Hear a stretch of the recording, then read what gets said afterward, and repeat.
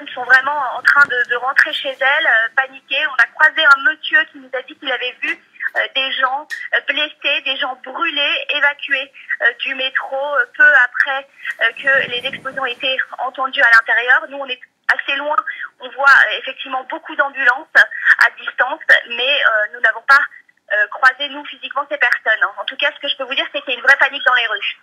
Avec comme mot d'ordre, restez où vous vous trouvez, voilà ce que disent les autorités. Alors Cécile, que le niveau de risque a été relevé au niveau maximal, on est à 4 sur 4 et on entend autour de vous les secours, les sirènes, les policiers omniprésents.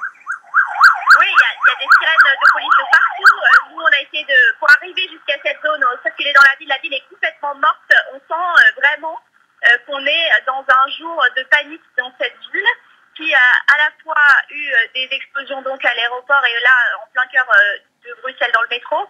Tout le métro est fermé, tout le métro est paralysé et les gens sont perdus, rentrent chez eux en sachant trop que faire et surtout en ayant peur. Franchement, on a rencontré des gens totalement paniqués, ne sachant pas où aller parce que ils ont peur maintenant qu'il y ait d'autres explosions dans la journée. Alors évidemment, ça relève de l'irrationnel, mais c'est vrai que vu ce qui vient de se produire, on comprend la tension chez les habitants de la ville. Qui vit sous un très haut niveau de menace depuis des mois déjà. Yann Anthony Noguès, dans un instant, va évoquer avec vous la consigne des autorités. Restez où vous vous trouvez. Mais d'abord, ce témoignage que vous avez pu recueillir, une personne qui était dans le métro touchée.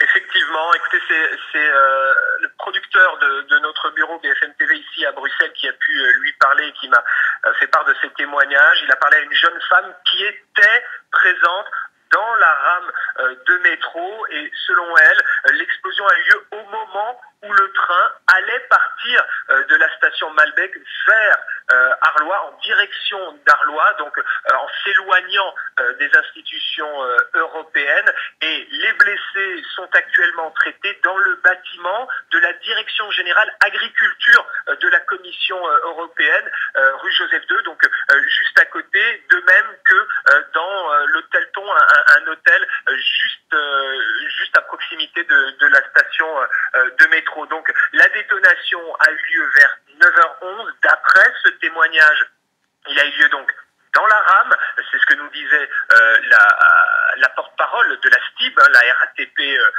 belge, et eh bien la détonation a eu lieu au moment, après la fermeture des ports, au moment où le tram, le métro, pardon, quittait le quai.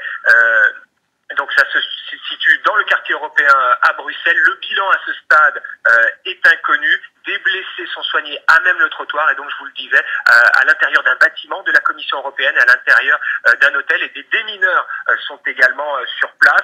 Forte perturbation naturellement du réseau de la STIB. Les lignes de métro sont arrêtées. L'ensemble du pays est placé en niveau 4, niveau maximum de la menace. Le Conseil national de sécurité belge, le gouvernement belge est convoqué dans le courant de la journée. Le ministre de l'Intérieur, Yann Yombon, est sur le pied de guerre, et donc toute la ville est bloquée. Yann Yombon qui demande aux Bruxellois ainsi qu'aux nafteurs, les gens qui viennent travailler à Bruxelles, de rester où ils sont parce que ces multiples explosions qui ont lieu en pleine heure de pointe, que ce soit à l'aéroport ou bien dans le métro, provoquent de forts mouvements